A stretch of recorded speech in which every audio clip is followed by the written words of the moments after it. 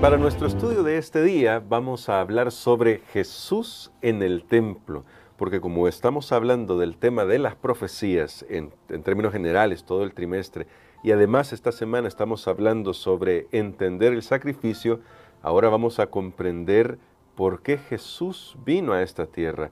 Al menos comenzar a entender lo que podamos de la lección de hoy, que tiene algunos elementos que nos van a ayudar. Así que vamos a orar pidiendo la dirección de nuestro Señor.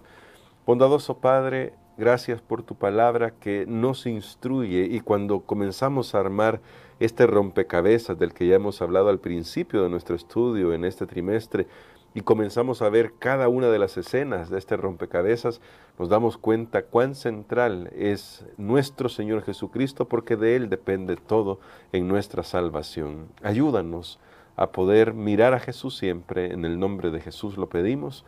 Amén. Para este día, pastor, vamos a destacar algunos elementos muy interesantes y la lección nos ayuda para ir en esa dirección. Y si recordamos la economía judía, esto lo decimos para nuestros amigos y hermanos que están viendo esta transmisión o escuchando esta lección en radio, vamos a recordar que parte de todo el tema de la historia de la salvación después de la liberación del pueblo de Israel de Egipto involucraba que Dios pidió un tabernáculo.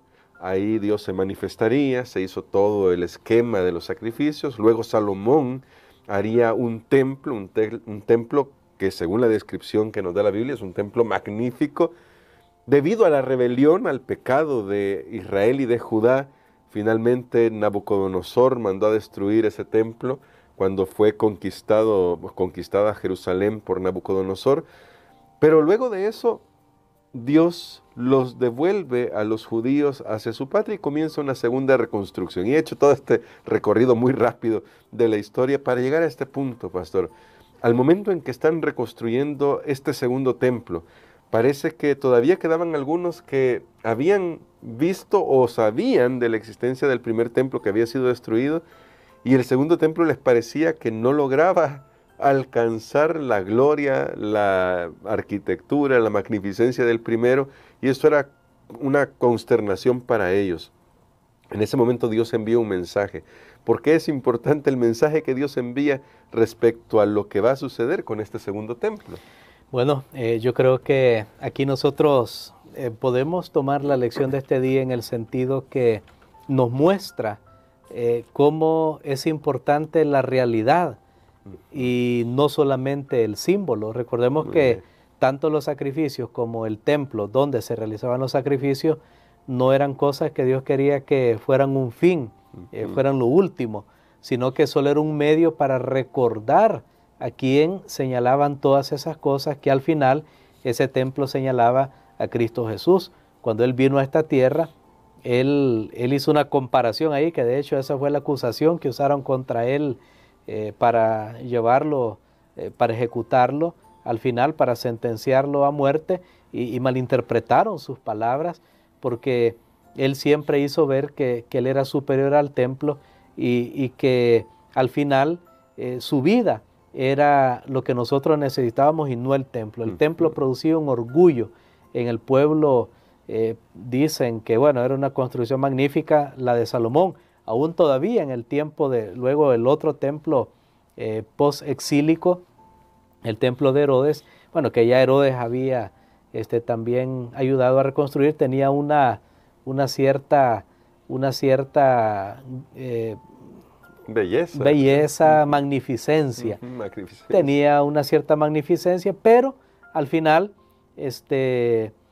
pues fue reducido a cenizas. ¿Por qué? Porque más importante que el templo era a lo que esto apuntaba, y a lo que apuntaba era la realidad de Dios viniendo a esta tierra, en realidad salvando al ser humano, no a control remoto, sino aquí en la misma escena humana. Vamos al libro de Ageo. Ageo presenta una profecía que es muy interesante. Este pequeño libro, de hecho, a veces es bien difícil encontrarlo porque es una paginita nada más, pero en el libro de Ageo, el capítulo número 2, encontramos aquí los versículos 6. Vamos a leer para tener el contexto un poquito más amplio, los versículos 6 hasta el versículo número 9. Ageo, el capítulo número 2. ¿Verdad que a veces es un poco difícil encontrarlo, pero si le ayuda está antes de Zacarías, ¿verdad? Para que nuestros amigos puedan encontrarlo, y después de Sofonía. Ahí tenemos esa paginita. Sí. Muy bien. Así que era cierto cuando dije que a veces es difícil encontrarlo, ¿verdad? Aquí estamos haciendo esto así, en directo. Pues en directo, ¿verdad? No hemos preparado algo de antemano. Bueno, Ageo capítulo 2, versículo 6 hasta el 9. Muy bien, dice así la palabra de Dios. Porque así dice Jehová de los ejércitos, de aquí a poco yo haré temblar los cielos y la tierra, el mar y la tierra seca, y haré temblar a todas las naciones, y vendrá el deseado de todas las naciones, y llenaré de gloria esta casa, ha dicho Jehová de los ejércitos. Tremenda lectura. Amén. Vamos a leer los versículos 8 y 9. Dice, mía es la plata y mío es el oro, dice Jehová de los ejércitos. La gloria postrera de esta casa será mayor que la primera, ha dicho Jehová de los ejércitos, y daré paz en este lugar, dice Jehová de los ejércitos. Muy bien. Aquí tenemos nosotros un texto que es muy conocido, ¿verdad? Ageo capítulo 2 y el versículo 8. Mía es la plata y mío es el oro. Y noten en qué contexto esas palabras fueron dichas.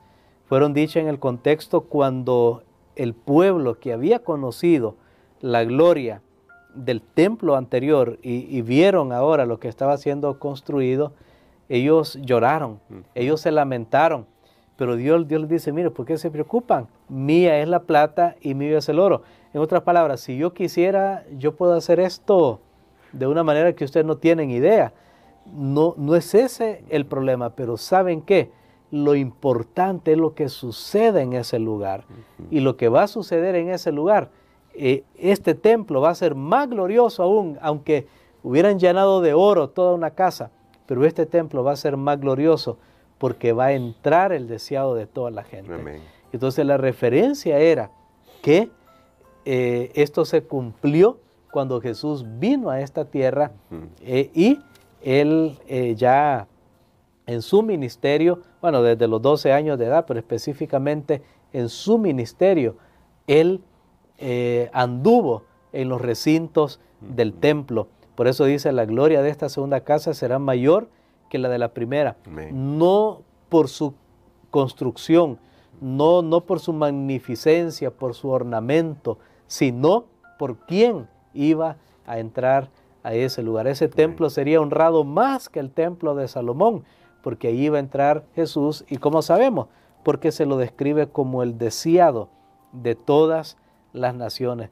Esta es una profecía mesiánica y lo único que nosotros sabemos es que definitivamente el único que pudo haber cumplido con darle gloria a ese nuevo templo fue la presencia de Jesús, quien iba a ser el Cordero que iba a ser sacrificado por los pecados de muchos. Y qué maravilloso eso que usted decía, ¿no? Dios no nos salva a control remoto.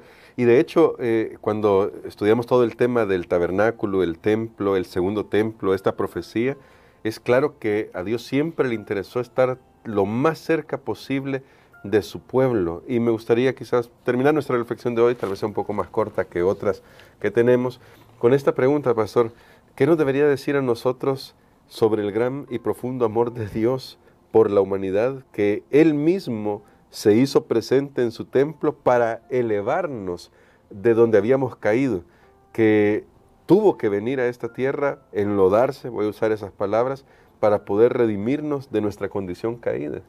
Bueno, ese es el gran amor de nuestro Salvador, de nuestro Dios.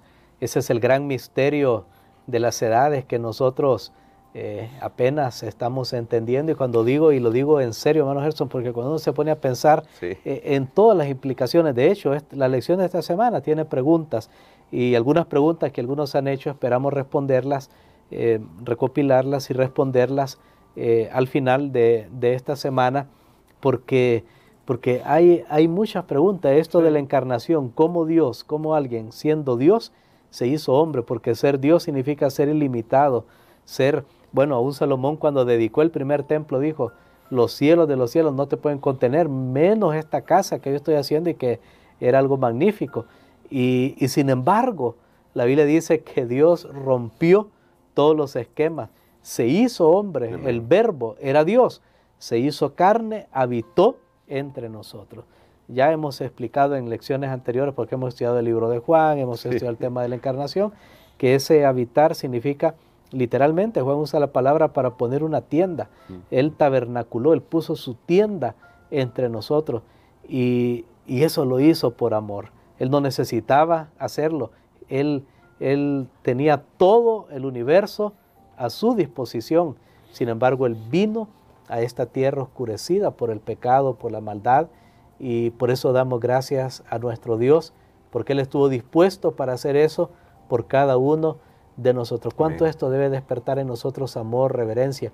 El mundo en el que vivimos hoy nos enseña, hermano Gerson, que lo que vale, lo que la gente admira es la opulencia, Sí. la magnificencia, lo glorioso de algo, ¿verdad? Si alguien pues anda en la calle y andan 20 personas cuidándolo, entonces, esa persona sí es importante, o se aparece en las pantallas, se aparece, bueno, y si tiene un yate, si tiene un avión, entonces todo eso es lo que el mundo admira. Sin embargo, Dios dejó todo eso, dejó la gloria que no tenemos ni idea, y se vino a este mundo para vivir entre nosotros. Admiramos la humildad, y eso vale más que el oro. Por eso es que Dios dice, miren la plata y el oro, miren, si yo quiero plata, oro, yo lo puedo hacer, yo lo tengo.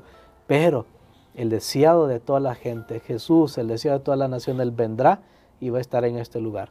Y entonces esto nos dice que la única razón válida que hace que todo nuestro esfuerzo, que todo lo que nosotros hacemos realmente valga la pena, es que Jesús esté allí. Amén. Podemos tener edificios, podemos tener esto, podemos tener lo otro, podemos tener cuentas, podemos tener un montón de cosas como iglesia.